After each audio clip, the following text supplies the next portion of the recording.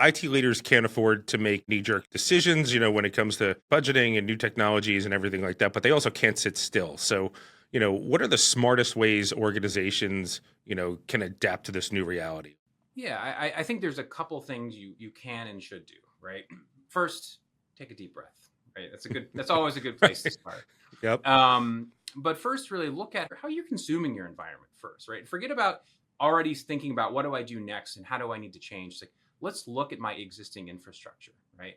I think the most important thing a VMware customer can look at right now is how do I make sure that I'm optimally using the infrastructure that I have. In the world of technology, heroes are everywhere.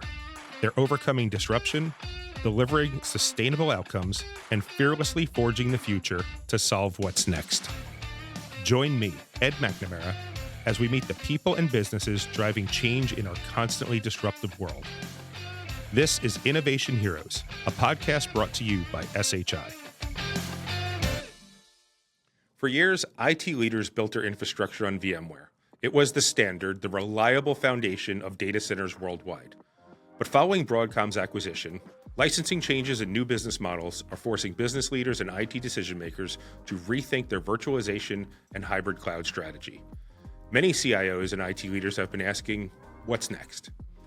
Today, we're joined by a guest who has the answer. Cody Hosterman is Pure Storage Senior Director of Product Management Cloud. He has spent much of his career working in the VMware product ecosystem. He was a VMware vExpert for 8 years and a VMworld Distinguished Speaker. Cody meets with hundreds of IT sales leaders every year for executive briefings, and recently those conversations have been focused on one thing: the changing landscape following Broadcom's VMware acquisition. In this episode, we'll explore what's really happening in the market, the smartest paths forward, and how organizations can make strategic moves without disrupting business. If you're trying to figure out how to future-proof your infrastructure, stick around. This one's for you. This episode is brought to you by Pure Storage. Pure Storage hybrid cloud solutions seamlessly integrate on-premise and multi-cloud environments. With AI-driven automation, security, and high performance, you can easily move, replicate, and protect your data. Learn more at shi.com/partners/pure-storage. Cody, before we dive in, give us the quick elevator pitch. Introduce yourself to us. Who are you and what do you do at Pure Storage? Yeah, thanks. It's great to be here. I appreciate you having me on the show. I've been at Pure for almost 11 years now. The vast majority of that time, I was in the early days of Pure, you wore many hats, but effectively, I was a solutions architect. My job was to let's make Pure and VMware work together and work together in a great way, right? How do we differentiate our company as a new company back then in the VMware landscape? And so my job was to really figure that out from a technology, from a partnership, from a collateral, like whatever was needed. In the past couple of years, though, my job has transitioned. I have moved away from the keyboard, or my keys have moved towards Google Slides as become more of a product manager these days. And I own the business that is our VMware relationship, as well as our public cloud. So I run our product management team for our cloud business and drive our virtualization strategy, as well as I also manage our solutions architects for our cloud business. That's what indirectly gets me still in the technology, because I have some folks on my teams that really dig in. We have some great chats on that. So we also have a larger IT sales organization than we sometimes think about. So tell me how, if you're talking to a customer on behalf of Pure or partner products, how did it get to that point? How does somebody engage with you? Because you're not answering the phone over there. So how is that working? Maybe I do answer the phone at Pure still. I do moderate our Pure Storage subreddit. I'm on our communities. I'm not on Twitter these days. I did remove myself from that, but understood. Yeah. There's we'll step away from that. But there's a variety of ways of contacting me. Right, as I said, we have a public Slack channel for our customers and partners as well, where they can DM me and slide into my DMs there, I suppose. LinkedIn, but there's a lot of ways of getting a hold of me. Certainly, I try to keep my eyes really close on our customers, their concerns, their experience, and see what I can do to drive it through our product team. So not answering 1-800-PURE, but there's a lot of ways to get in touch with me. Honestly, I kind of love that the sleeves are rolled up. So kudos to you for you there, because I think that, in my opinion, that's how you stay, at the cutting edge. So needless to say, you talk to hundreds of IT leaders every year in executive briefings and customer strategy sessions. What are you hearing What's changed in the last 6 months, and what's keeping IT leaders up at night? Yeah, I mean, certainly centered around what do I do in the virtualization landscape? What am I doing with my business, right? Because I mean, even pure, if we look at our business, in particular the block side of our business, it's a lot of VMware. A significant majority of that business is either driven by, uh, consumed, or supports VMware, right? And so not only is it really important for our customers, it's obviously top of mind for us, which is where that business is going. And virtualization is not going away, right? Containers are obviously here to stay. They're not going anywhere too, but these full stacks aren't going anywhere. And so they're going to be critical to customers' businesses, no matter what stage of Kubernetes you're on, right? So the question is, with these changes coming with Broadcom, right? There's some specific focus on how they're selling their products as a suite, who they're selling to. Customers are asking, is like, where do I fit into this? What do I need to do about it? How do I understand the risks for my business? How do I need to adjust? Right. So really a lot of customers are still feeling it out, right? What are others doing? What are you seeing in the market? What is Pure trying to do to help me with this? A lot of decisions haven't been made. They're just trying to understand the landscape and how do they correctly react to it? Because what customers are trying to avoid is emotionally reacting, right? When something large happens, sometimes people quickly react and make poor decisions. And because how critical this is to their infrastructure, that's not a good idea. So I've seen our customers trying to take a real tactful approach on what do we do? How do we address this? And it's fine to take time as long as it's the right thing for our company. Yeah, and I think it's interesting because virtualization. I mean, I've been in the business a long time myself, and it's just when the buzz moved off it, long ago. But you're having these conversations almost every hour of every day. Is there any frustration out there where it's like, hey, I know you guys are aspirational talking about AI and that drives share price and things like that, but it's like we're still here on the virtualization. We still need to talk about it, right? Yeah, I mean, there's definitely frustration. I mean, anytime a company is acquired, and frankly, I think customers aren't even VMware customers aren't used to this because VMware's been acquired 3 times now, right? They Hmm. were initially acquired by EMC in 2003, I want to say, and then Okay. Dell, maybe 15 years later, give or take. I can't remember exactly, but generally they actually left the VMware business fairly unchanged, right? And so customers were used to, hey, when VMware gets acquired, it's just business as usual. And maybe there's some more sales folks pushing the product, right? But beyond that, not much has changed to drive or change the direction of the product. Broadcom acquisition was different. They did have different intentions for the business. They did want to transform how they operate. And that caused big impact, which is generally what happens with acquisitions. And so folks weren't particularly used to this. And because of the precedent set in the past, it was that much more, quote unquote, traumatic for customers to see significant changes to a product in a company that really hasn't happened in the past 25 years. And so I think that shock to the system was a big one, right, for customers because they just weren't used to it. And in terms of the changes, what I'll focus. I'll categorize them into three. There's licensing changes. There's cost model changes, and then technology changes. What's in your opinion? What's been the most challenging to deal with for customers out there? What are they asking about the most? Or if there's a category I didn't just mention there, what do they really need your help with? Well, I mean, I think broadly, when an acquisition occurs, there's two things that people are concerned about. Like, even forget about the specifics of this one. It's just like, how is this going to impact my pricing and my the cost of the product? And then also, is this going to impact innovation that I get from this company, right? And so those are generally the two concerns, and I think those are also generally the two concerns that we see with this. And certainly, cost and price is probably number one, Hmm. because generally, Um, on premises historically is a cheaper option to run your infrastructure as a service, right? You move to the public cloud for more service driven approaches, things like that. There's different reasons other than maybe necessarily just a ticket price around it. And so when that changes, everyone's equations they've run in the past get thrown up in the air. It's like, do I need to adjust? Do I need to make a different decision based on this? So certainly pricing and cost is a big one. And it's certainly how Broadcom is packages where they're bundling it. Because usually, like with VMware, you could just, they had 80 products, right? And you could buy whichever one you want in any amount. And they're bundling these things together to sell the quote unquote cloud in the box of VCF. And so if you were a customer that was just, hey, I just need my cable and internet, I don't need phone, and now you have Right. to buy all three, that can change that too. And that's where a lot of some of the dramatic changes came to when you're just buying like ESX and maybe a small vCenter license, but not everything else. And so I think those are really wrapped up with the main concerns I've seen from our customers. Got it. So a lot of change management for sure. IT leaders can't afford to make knee-jerk decisions, when it comes to budgeting and new technologies and everything like that, but they also can't sit still. So, what are the smartest ways organizations, can adapt to this new reality? Like, what's your advice for that adaptation? Yeah, I think there's a couple things you can and should do, right? First, take a deep breath, right? That's always a good place to start. Yep. But first, really look at how you're consuming your environment first, right? Forget about already thinking about what do I do next and how do I need to change. Like, let's look at my existing infrastructure, right? I think the most important thing a VMware customer can look at right now is how do I make sure that I'm optimally using the infrastructure that I have, or my applications are appropriately right-sized with the infrastructure that I actually have running and I have licensed. Right there, I think that's the most important thing. Take stock of what you have.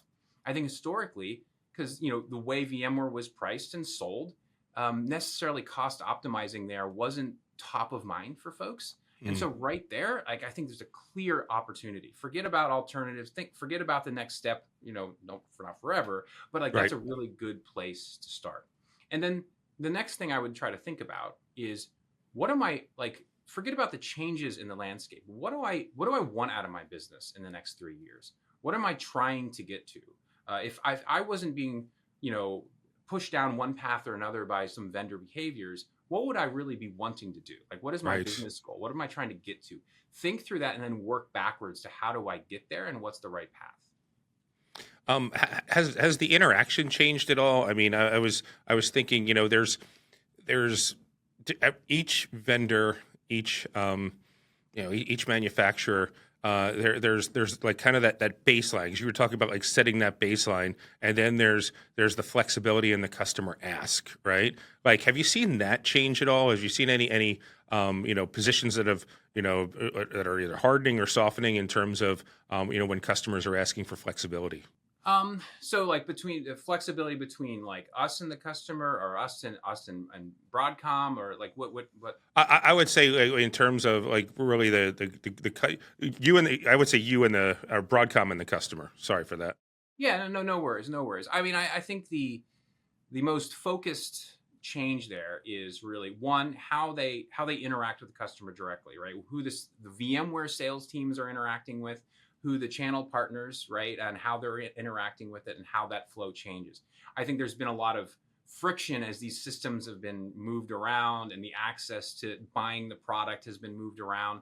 So there's different expectations now than there were before, right? And I think that's still honestly being worked out at scale across the globe. There's so many VMware customers, right? And there were so many paths to market that I think there's some friction there, right? And that's change and how that interaction occurs.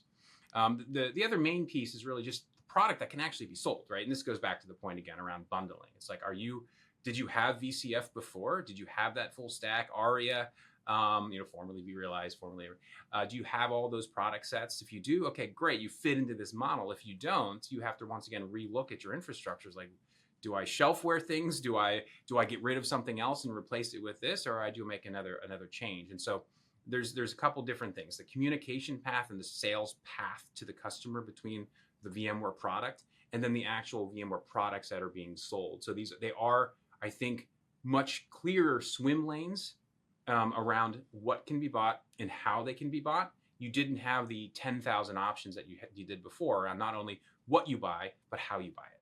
And that's restricted those paths. And you made me think of my next question, because I think you're in a unique position to comment on, like, what do you think the channel's role is in helping manage all of this? Well, I mean, I think so Pure is 100% channel led.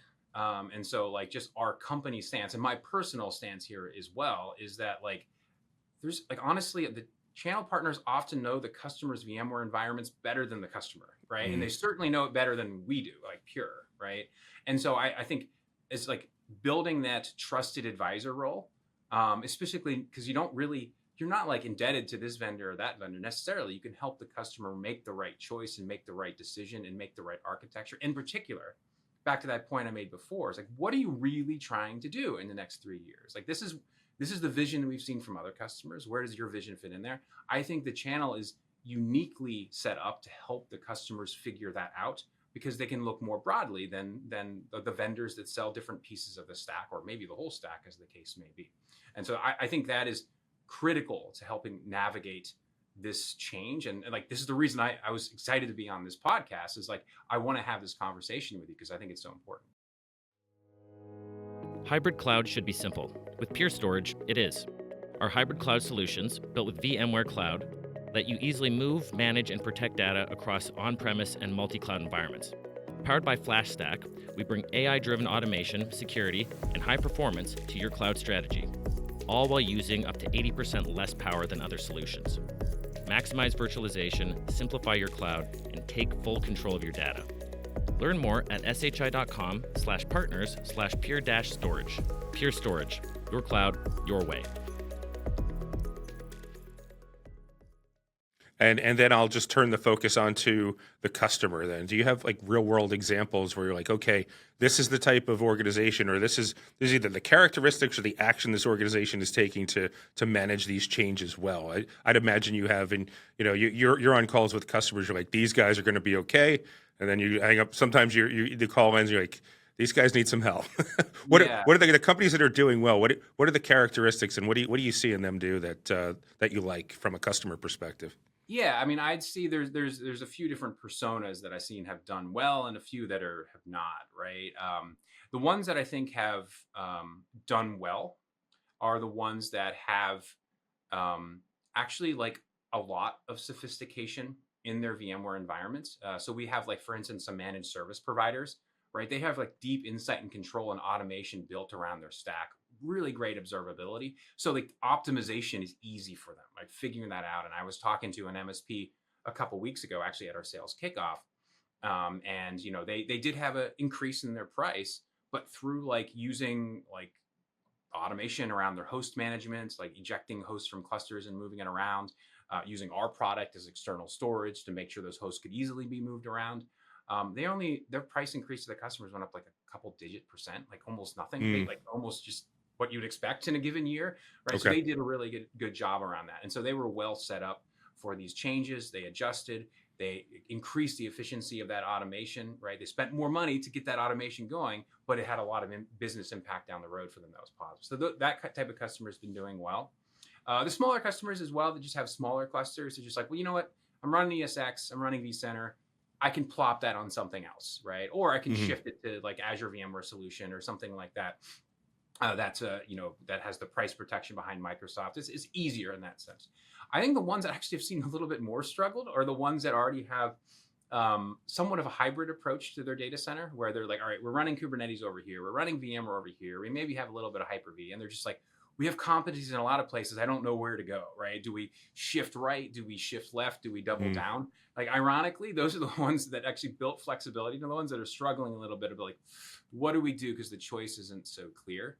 But generally, what I've seen do well is ones that already had some level of a goal. They're like, all right, we're moving to cloud in the next 2 years. So like, well, let's accelerate that. All right, we already have this shift to Kubernetes. Let's just once again accelerate that and retrain more of our folks on those products. So those ones the ones that have that goal are just like, all right, let's just hit the gas a little bit harder on it. Seem to be doing okay. But across the spectrum, I've seen struggles.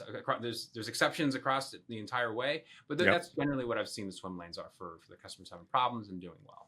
I think that's really interesting. Kind of the deeper and more entrenched you are into the stack, the easier time you had of it. And oftentimes in IT, everybody says they want as many options as possible, and it doesn't always work to your advantage, right? So this might be one of those times. That's very interesting. Yeah. Let's zoom out for a second. Where do you see all this heading? If we check back in a year, what will IT leaders be talking about then? Yeah, I expect really two things. One is a significant amount of customers are going to stay with the VMware stack, right? It's a great technology. It's a great product. It's been industry leading for easily probably 10 to 15 years, right? And that doesn't change overnight. And I don't expect it to either, right? There's still innovation going on in that product. And so we'll see more optimization. We'll see more investment in automation around the VMware product set, like for sure. But I don't think we're going to see like some major shift in the market where in a year from now, or even like 2 or 3, there's going to be a significant change in that. That being said, I do wholly expect in the next year, 12 to 18 months from other virtualization offerings to start taking more and more market share in different customers, right? So you look at things like Azure focused customers. I think we're going to continue to see more growth around things like Azure Local for customers that want that consistent like view of what they're doing in Azure, but also best of breed in the data center. So I think we're going to see that a little bit more of that path. We'll see who really takes the crown in the next 12, 18 months, right? Once again, to make another Reddit joke, like it's all Proxmox there. I don't really think that's going to take over the data center in the next 18 months. But we'll see a new major player, I think, really making leads. I think all these, locals and the outposts, like they're talked about. We'll see where they go. But I think one of them is really going to get a big grasp. Okay. So speaking of preparing for the future, at the time of this recording, we're just about a week away, or 2 weeks away from SHI's new AI and Cyber Labs. We have a ribbon cutting on that. And I know Pure Storage is a key part of the AI and Cyber Labs initiative that we have here. Can you talk about why that partnership makes sense and what IT leaders, should know about it? Yeah, I mean, we were a heavy sponsor at GTC. Was a week or so ago. I've lost track of space. It was, yep. But we announced our new FlashBlade Exa there, which is essentially a disaggregated AI-focused FlashBlade product to really go after heavy levels of performance and capacity, because we're seeing just data footprints just grow and grow and grow around this. And it's not just archival data that's being created. It needs to be accessed routinely, continuously by these training models, and building the infrastructure to support that is critically important. And frankly, what we've seen from customers around a lot of these AI-focused initiatives, especially the scaled out ones, is that they want to keep up with the technology. And the best way to keep up with the technology from a hardware perspective is the data center, right? And so these partnerships between navigating these choices, like through the partner, and building these products are really important to go after that. And so in particular in the unstructured market, like that's where a lot of this, obviously information is needed for these AI model initiatives and these, whether it's LLM, et cetera, it's a lot of unstructured data. This is generally accessed through Kubernetes, right? And so that push towards OpenShift and other Kubernetes platforms is going to be key here. And so we're putting a lot of investment there too, from how we access that through Portworx and the products that we're building from a hardware perspective in the data center. And so once again, navigating this is critical through the partners. And that's why we have such a great relationship with SHI on this initiative, is because that's who customers are going to go to figure out what to do. They all know they need to do it. Many don't know exactly what or why. They just need to know how. And so There's a lot to really think through. And I know that customers crave nothing more than hearing about what other IT pros are doing. So shameless plug time. For those who want to keep the conversation going, where can they find you? How can they get in touch with you? There's a variety of ways. I said, we have a community on our, Pure Storage site. We have the subreddit. I keep an eye on that all the time. We have our public-facing Slack channel. You can go to code.purestorage.com. There's a way to access that by self-registering there. But frankly, just reach out to your Pure or SHI rep and say, hey, I want to talk to Cody at Pure. Happy to chat with you, right? I try to be very, very accessible because there's nothing more important to me than hearing from our customers or non-customers as well, right? To see what we can be doing or should be doing or what we're doing well. So, and hey, if you are a Pure customer, we built a little nugget into our vSphere plugin. There's a little feedback button in the plugin that goes directly to my inbox. Wow. So if you put any feedback in there, it goes right to me. So send me a nice note or a mean one if you're upset. The nice ones have names associated with them. The mean ones are anonymous, as always. So that's it for today's episode of Innovation Heroes. Huge thanks to our guest, Cody Hosterman, for sharing his insights. And that's also a wrap on Season 6 of Innovation Heroes. We'll be back this summer with a new batch of hero stories for you. If you haven't already, please subscribe on YouTube or wherever you get your podcasts. Cody, thanks again for your time.